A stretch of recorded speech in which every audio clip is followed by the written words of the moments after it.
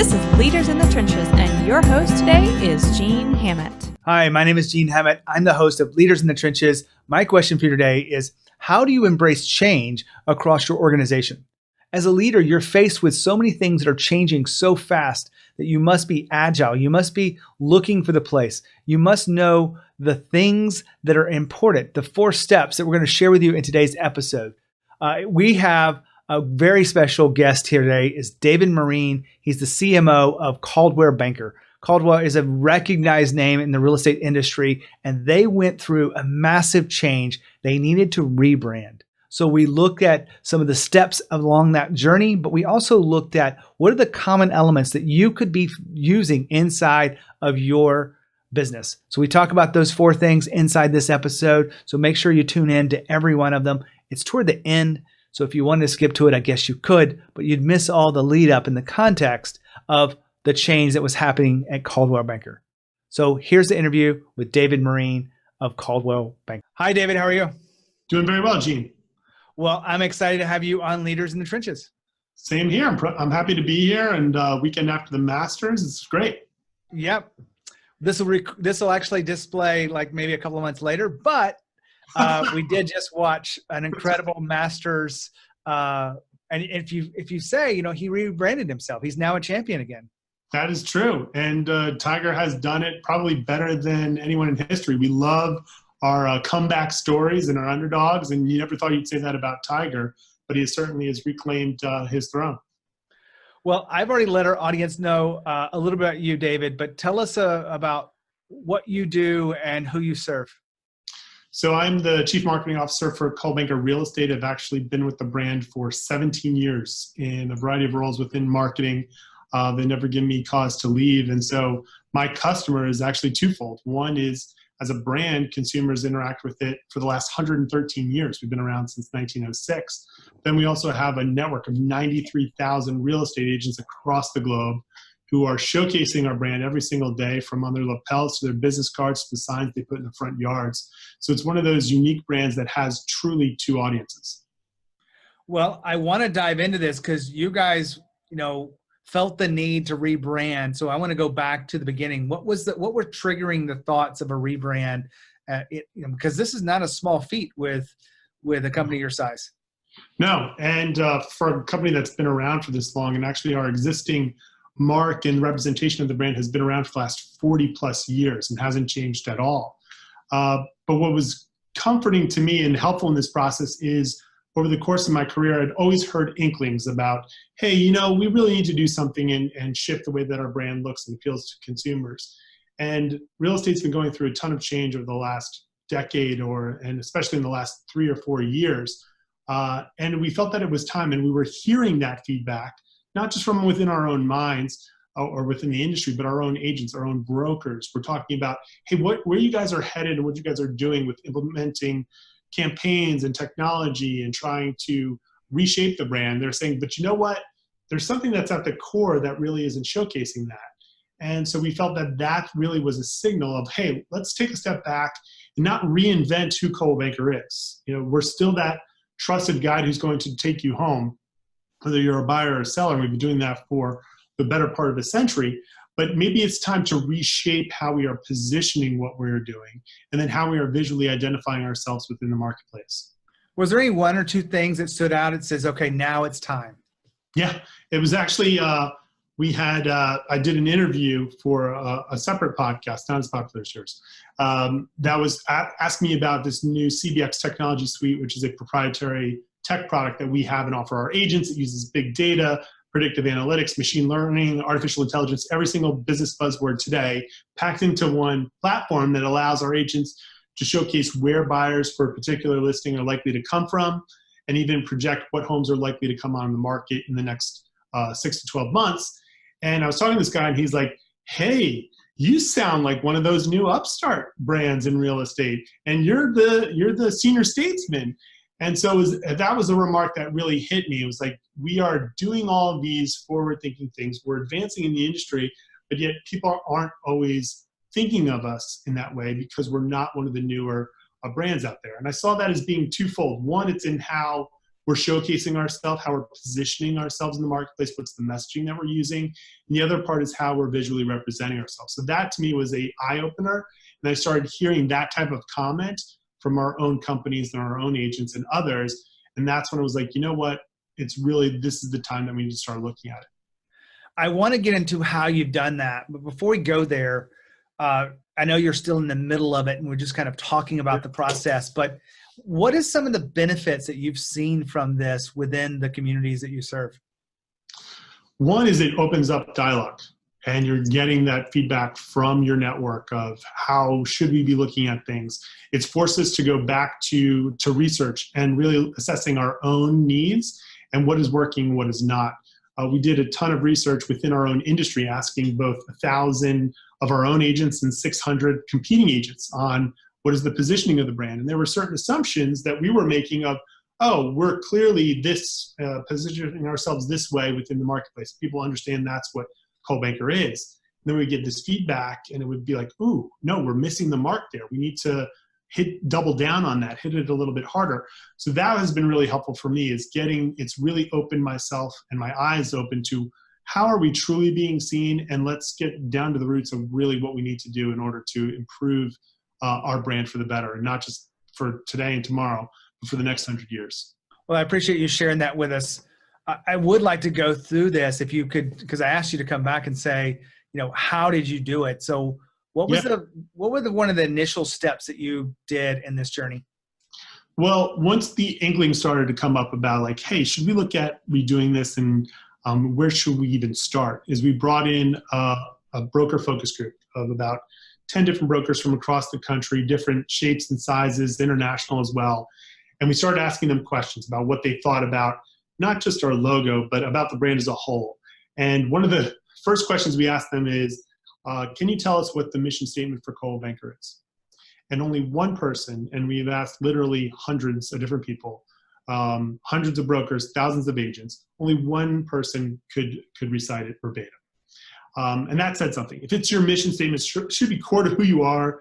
There should be a poster of it somewhere in some place, it's on the back of a postcard or whatever.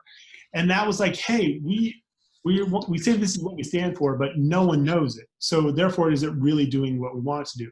So start from there, and then it was like, well, what about our core values? Well, we have our own core values in this market, and then in this one's different.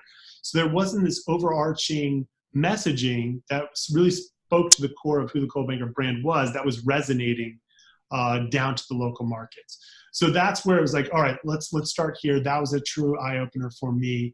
And that's where we started, was re-looking at how our mission and our core values and our targeting and how we could really reshape that to set Coldwell Banker on a path for success in the future. Besides what you just shared with me, was there anything else that came out of it that was really surprising, that was like, oh, I'm glad we went through this? Yeah, one thing that's surprising is how much a brand means to people. And sometimes you just take it for granted. There's a conversation within the real estate community that's been there for a decade of, does a brand really matter? Is it just the agent? Is it just the local company? What does a national real estate brand really do, and how does it impact? And once you start talking about changing something about a brand, all of a sudden you find that this brand means a whole lot to a whole lot of people. And sometimes they're like, wait, what are you doing with my brand? It's perfectly fine the way it is. But that really opened my eyes to, as far as like, hey, this is a brand that people have a perception of, and there's an innate value to it that they're perceiving in it. And that's something truly special, because you can't really say that about every brand that's out there, especially within real estate. But with Coldwell Banker, I found, man, there are consumers, there are agents, there are competitors who, when they see the Coldwell Banker name, it means something to them. And this is what they think it stands for. And it could be either for the positive or the negative. So now it's my job to go about either re-emphasizing that perception of it and shaping it for a future, or addressing the needs. So after the focus group, what were the next couple of steps that you took?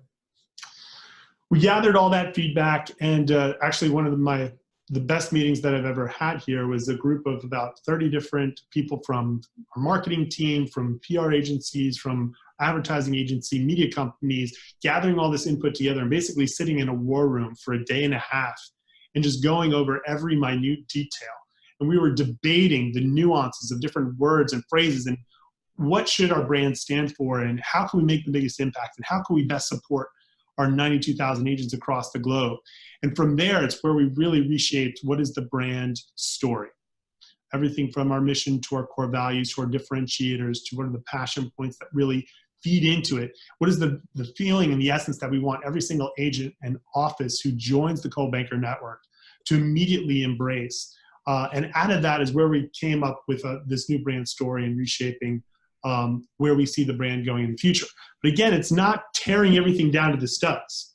There was a great analogy actually from one of the broker folks groups who said, it's almost as if when you're talking about the technology and the social media advancements that we've done within our industry, that it's almost that we've redone the entire inside of our home, but we've forgotten to do the outside of our home. And that needs a new fresh coat of paint, or needs new siding, have new landscaping. And that's what we've really been able to do. We've reshaped that positioning of the Coldwell Banker brand for the future. Well, you had to use a metaphor around real estate, right? Houses. Once you finished this war room, what did you do next? Then we started really getting down to brass tacks and writing out, okay, what is this mission? How's it going to be memorable? I'll give you an example. So our previous mission that no one could recite was to be the trusted source of innovative real estate solutions, creating exceptional experiences for all we serve, which is a mouthful. And it's a lot of business buzzwords in there, and it's no wonder no one could recite it. I had to memorize it just for this podcast. But we found out, all right, how do we reshape that and make it something that's truly memorable, truly different, and that speaks to who Coldwell Banker is? And so we rephrased it to be simply 3 words: to leave our mark. An extended version is we empower our people to leave their mark on the world of real estate. And it's what we've been doing for 113 years. It's not changing who Coldwell Banker is. We're the first real estate brand to guarantee our services in writing, first with the code of ethics before the National Association of Realtors, first with the real estate website, first with international real estate apps on iPhone, Android. List goes on and on. I won't bore you with that. But the idea of leaving our mark and reshaping real estate is something that has been core to who we are. And now we're just expressing that in a more memorable way. So from that, from the mission to the core values, we created a deck that really told this new brand story. We started going out and sharing it with different brokers, international master franchises, agents across the country. And we would share this with them and we'd say, there's 2 questions that I want you to answer at the end. 1, does this still feel like Coldwell Banker? That this doesn't feel like an entirely different real estate brand that you don't know exists? And then 2, does it feel like it's a step in the right direction? It's an advancement of the brand. And from that, we heard, yes, it still feels like Coldwell Banker. 2, it feels like an advancement. However, the way you look and that logo doesn't feel like what you just talked to me about. So then that was where we kind of got the impetus and the ball rolling. Okay, we've addressed the core of our needs and our messaging. Now it's time for us to take a next step and look at how we address our visual identity. So you did all of the languaging stuff first before the visual identity? Oh, absolutely. We didn't even show a visual of any changing of the logo or anything until we nailed all that other stuff down. Because we felt that whatever we came up with, we wanted to be representative of that brand story, because that's really the thing that's not going to change. Logos come and go. They change every single day. And I had conversations with my wife, who's not in marketing, through this process, and she would see me getting a little annoyed by something or maybe a little stressed out, and she'd say, "You're just changing a logo. What does it mean? People do that every single day." And it's like, well, yes, that does happen. But once we had that story and that core in place, then we know that that's really where everything else is going to come from. If your foundation is solid, another real estate analogy, then everything else is going to work out. Well, I want to ask you, what was the hardest part of this process? It's trying to implement change, because change is hard, change is scary, and not a lot of people like change, but there's a need to continue to develop. And what we found is that when you can showcase the story and you show the reasoning behind it and you have data to back it up, all of a sudden that change becomes more palatable. And what's a great part is I saw how many people really love the Coldwell Banker brand, who are within it or outside of it, and making this change is a step in the right direction for the right reasons. that feedback that you're getting back will eventually turn from people into believers. Well, I'm really interested in this implementing change piece to this. Was this resistance inside the company, resistance with your strategic partners and all the agents that you work with, everyone? Yeah. It really was. It was across the board. There wasn't like, oh, it was just this group. The idea of change is really, it's frightening to a lot of people. And especially when something that's been around for so long, we had the conversations within my office of like, should we really do this? Like, do we really need to change anything? Isn't everything okay the way it is? But change is necessary. When you look at our industry and how fast things are changing, the need to continue to develop and move ahead has actually been something Coldwell Banker has been doing across its entire lifetime. We've continued to find new ways to reinvent how to better serve our customers. And so this is just another step, and one that hasn't been touched in a really long time. But yeah, change is a hard thing for everyone. But it's also why we've taken this approach of a rebrand that we're calling a transparent rebrand. So it's not that like, hey, everything has changed, here it is, you've got a year to implement it. Instead, we took the approach of, hey, here's our new brand story. Here's a new logo and design that we are going to start testing in markets across this year. And we're going to do a full rebrand starting next year, and you'll have 2 years to implement it. So it allows people to plan, it allows people to get used to it, to budget for it, which is always a big issue. So you got a lot of yard signs and a lot of front yards out there. So it gave that people that time versus saying like, here it is now, and you got to deal with it. Sounds like to me you kind of we're turning up the heat on the pot slowly. That's it. A little bit, get a little simmer, fine simmer there, then throw some ingredients in, and before you know it, you got a great little stew cooking at the end. As opposed to just putting them into the frying pan. Exactly right. When you think about this, what was the hardest part for you personally as a leader of a big change initiative?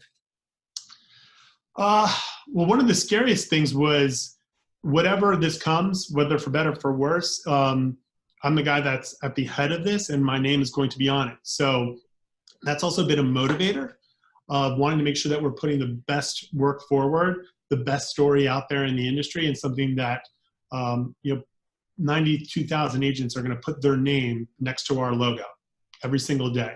And so I need to put my name next to it first in order to be confident in that change and move it in the right direction. So that was a daunting and a humbling experience to go through. So that's been one of the things that stuck most in my mind. David, I want to recognize you on this, and this is a really good thing, but I study fast-growing companies.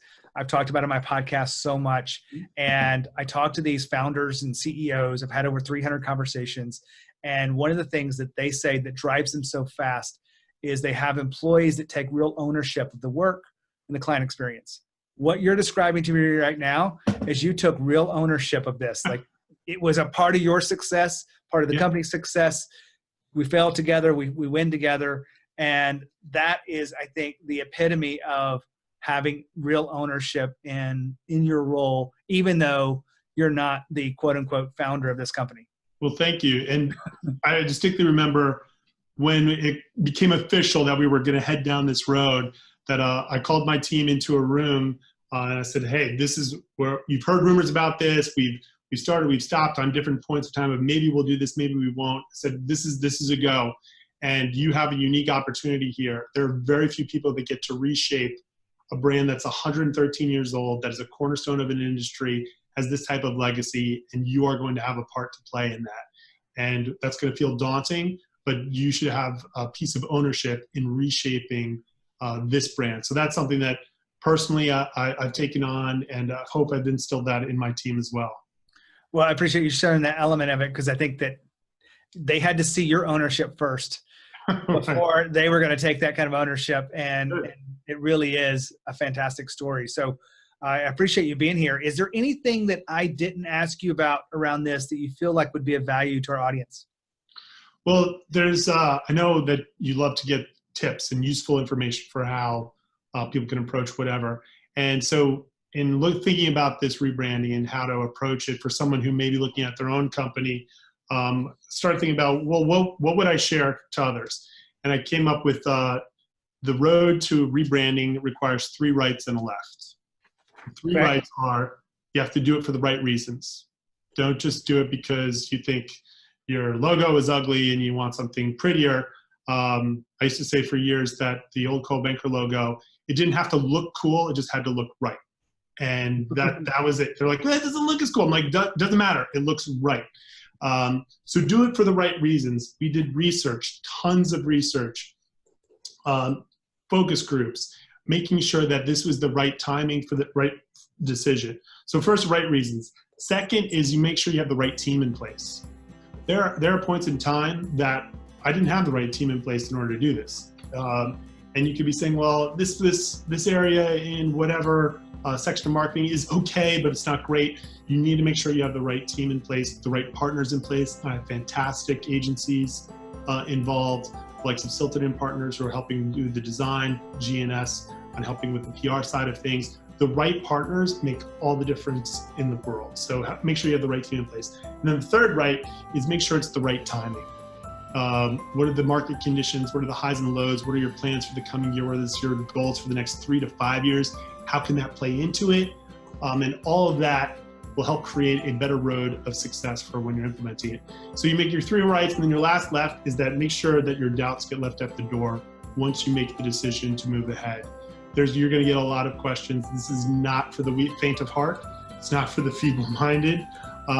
It's a tough road to go down. You need to make sure that you're showing that you're moving boldly in the right direction, and you've got the data, you've got the resources, and the right reasons behind it, and that's going to make it successful.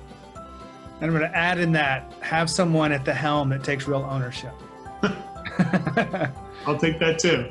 David, thank you so much for being here at Leaders in the Trenches. Where can our audience find out more about the rebrand or what you guys are doing next? Yeah, you can follow us on any of our social channels at Coldwell Banker on Twitter or Instagram or Facebook, and at blog.coldwellbanker.com is where we'll be sharing regular posts on the progress of our rebranding and how it's unleashing in some local markets this summer. Well, thanks for being here. Appreciate it, Gene. Wow, what a great interview. I love that we got into the heart of this. The aspects around change are such important issues for us to understand and for them to be applicable for you as a leader. So make sure that you are looking for change and not resisting it. You've got to lean into that. You've got to have the courage and be bold. David said it very well, and I'm going to repeat it here. You want to make sure you've got the right time and the right research and the right people, but you've got to leave your doubts at the door. I got it a little bit out of order, but you've got the point here. So if you're having any questions about change in your organization or as your leader, make sure you reach out to me at genehammett.com. Send me your question. I'd love to help you. Maybe I've got a resource for you, or maybe we can hop on a phone and have a conversation. As always, you can reach me at genehammett.com. And remember, lead with courage, and I'll see you next time.